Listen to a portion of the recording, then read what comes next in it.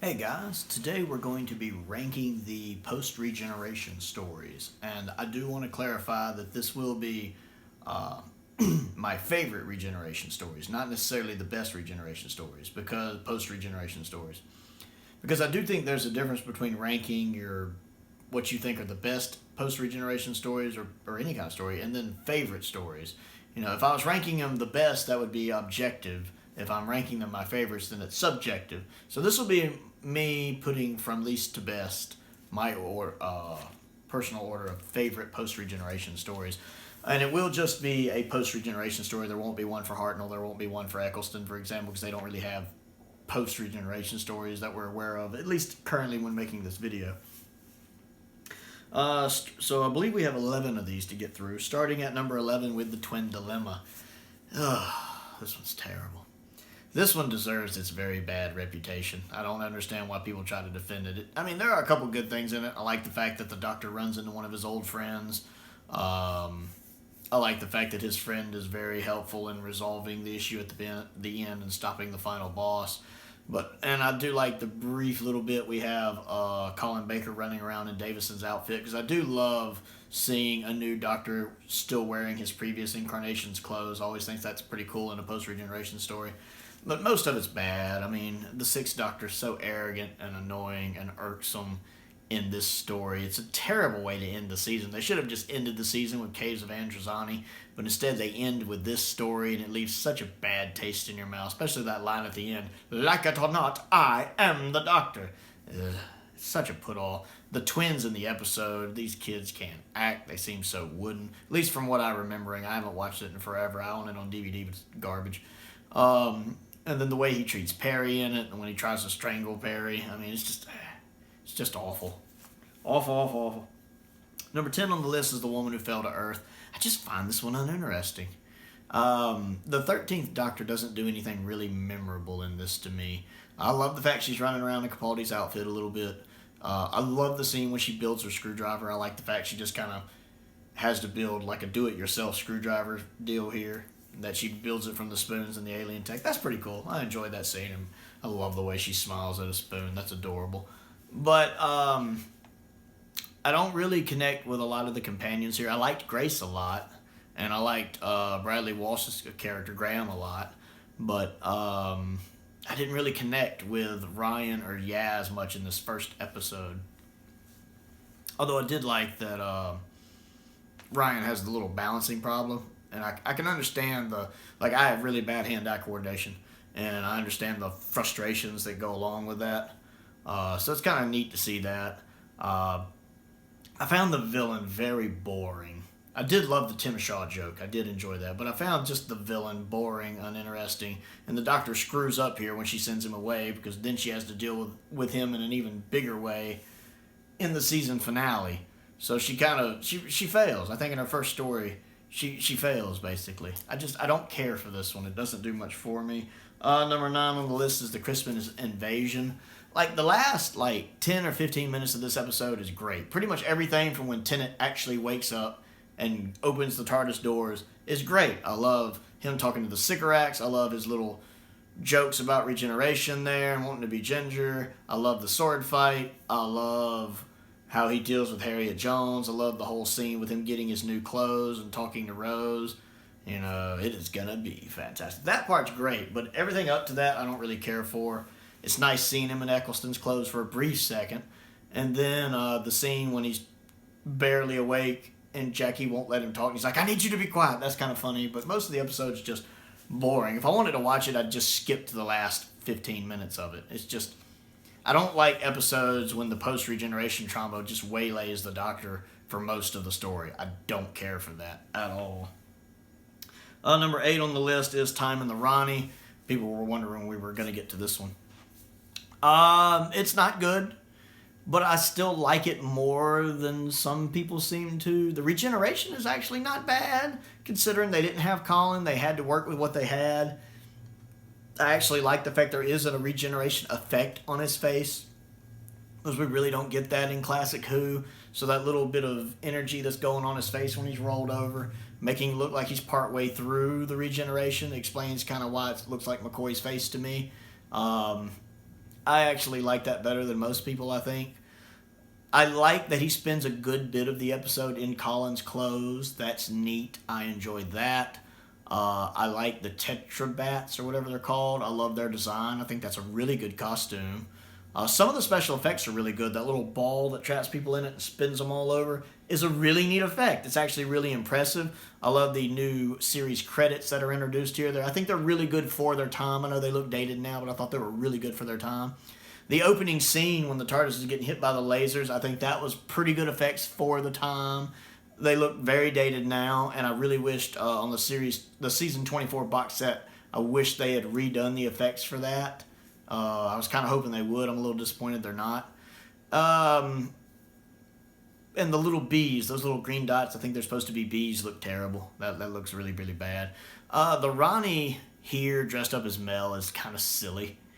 But I don't like Mel anyway. Mel's outfit's goofy. That 80s, I love the 80s, but I don't like that part of the 80s. And then that scene when he's looking at the Ronnie and it's replacing her face with Mel's over it looks really weird. Really weird. I do love watching the Ronnie while pretending to be Mel, trying so hard not to get frustrated with him. That's a nice... I got to give props to Katie Amar for that, because just watching her over there that's one of the highlights of the episode. Let's see. Next on the list is Deep Breath. I like Capaldi in this one a lot. Because he just makes me laugh a lot. I love the opening scene when he's still in Matt's outfit. All the jokes there. I like when he's talking about to the T-Rex and he's like, "Oh, that's usually how I pick up girl." That's funny. "I will keep you safe."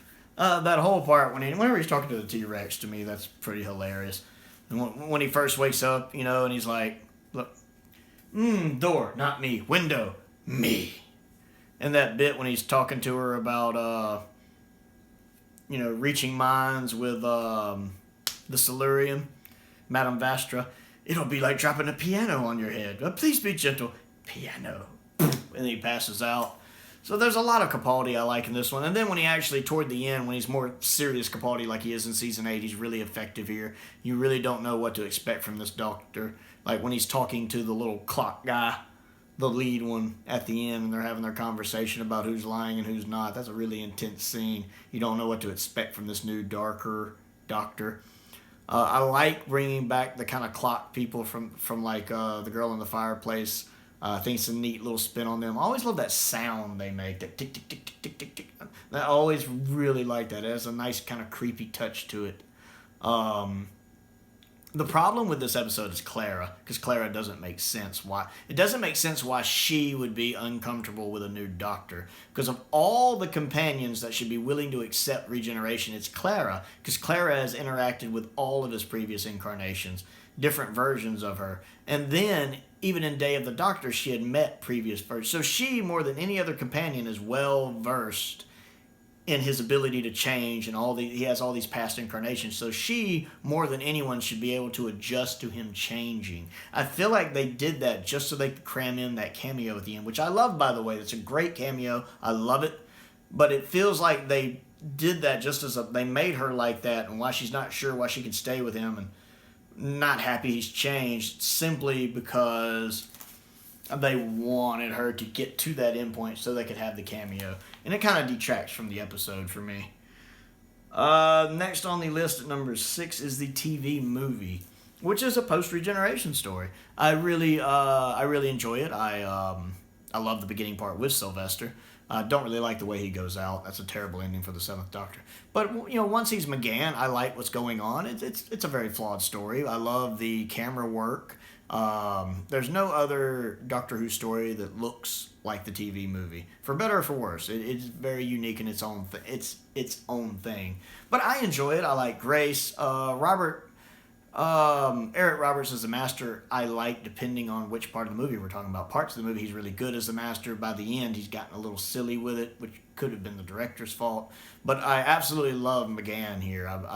Back when when the latest Doctor Who we had was the TV movie for so many years in the 90s and early 2000s, I was pretty happy with his Doctor. I was like, yeah, I want to see more of McGann. Do another McGann movie.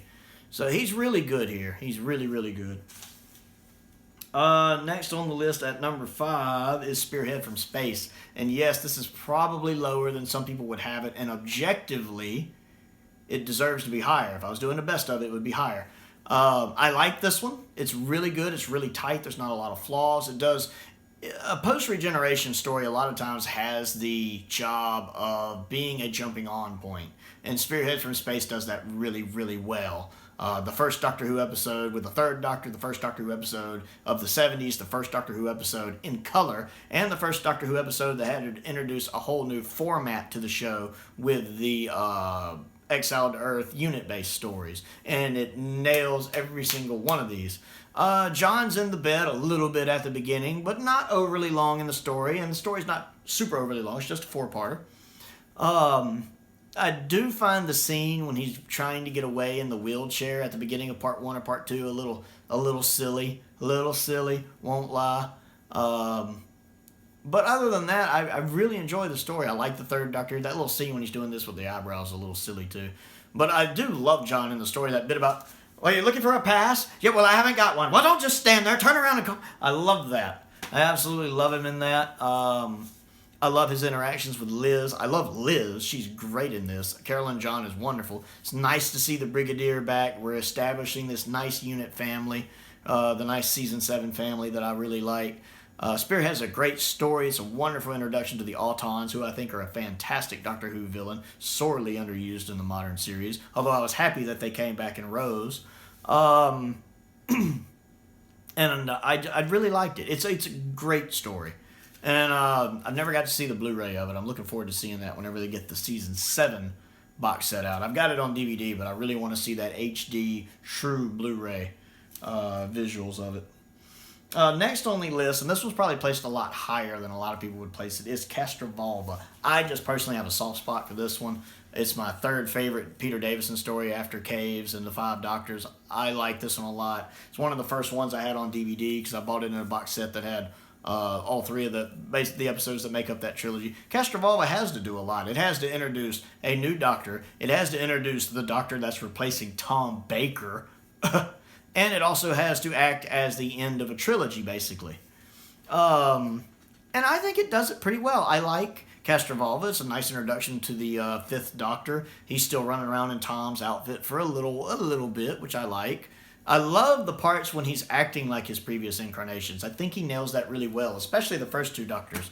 He even gets in one of those William Hartnell's. I love when he does that. And then that part when he's walking like the Brigadier, doing or he's walking like Troughton, mentioning the Brigadier. I think he imitates Hartnell and Troughton really, really well. And I got a nice little kick out of that.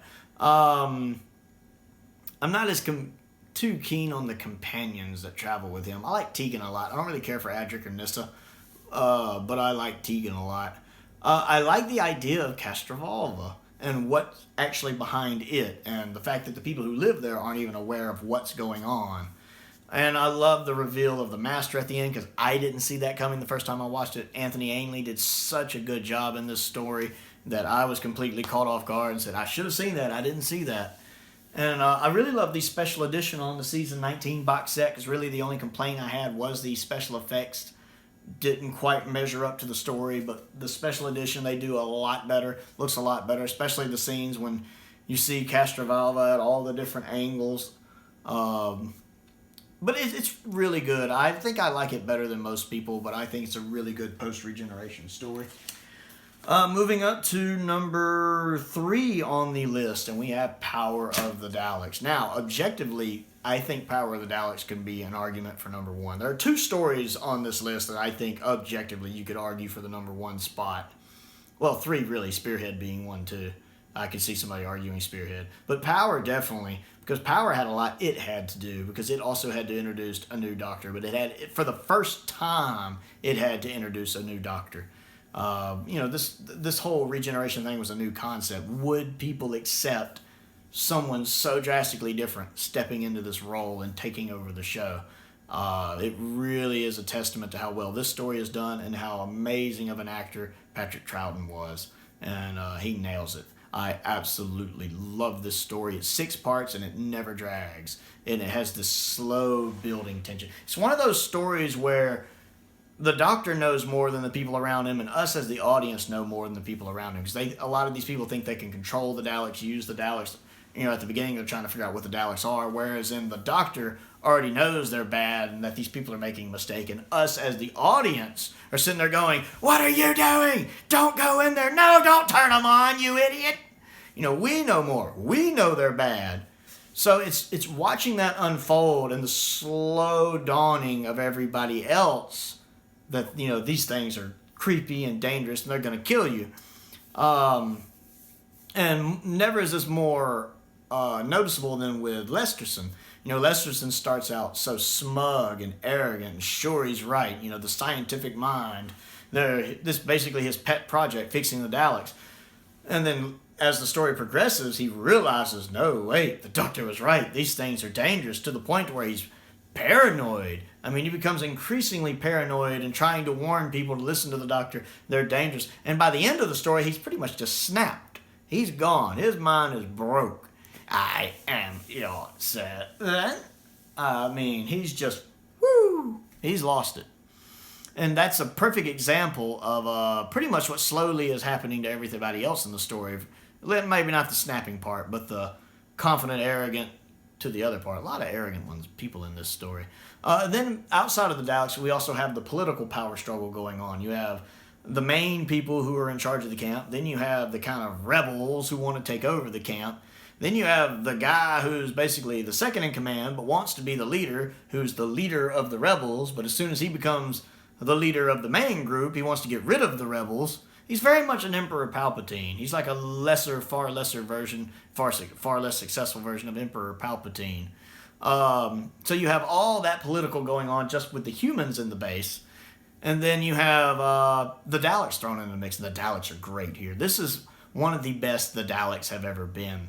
Because a lot of times, especially in the modern series, stories seem to forget the Daleks are intelligent. They're smart. The episode Dalek actually gets this right, but most episodes don't. The Daleks are geniuses. They're very intelligent, they're very clever, they're very manipulative, and they're willing to pretend to get what they want. So they play at being servants so they can manipulate people into getting the materials and the energy they need to create more of themselves. And that scene, when you see them creating more Daleks, even in animation form, is just beautiful, glorious, frightening. For the fact that it's animated and it still works as well as it does is a testament to the script and the animation team. But even the surviving live action footage looks so good. I would love for Power of the Daleks to be found, because I would love to watch the original version of it. Because even just being in animated form, it's one of the best Dalek stories and one of the best post-Regeneration stories, period. The Daleks here are some of the best the Daleks have ever been. I love this story. And number two on the list, and this is the other one that I think objectively you could argue for being number one. It's such a great story, such a good jumping on point, is The 11th Hour. This is one a lot of people say is the best post-Regeneration story. And objectively, I think it has it and Power are the two main strong contenders for it.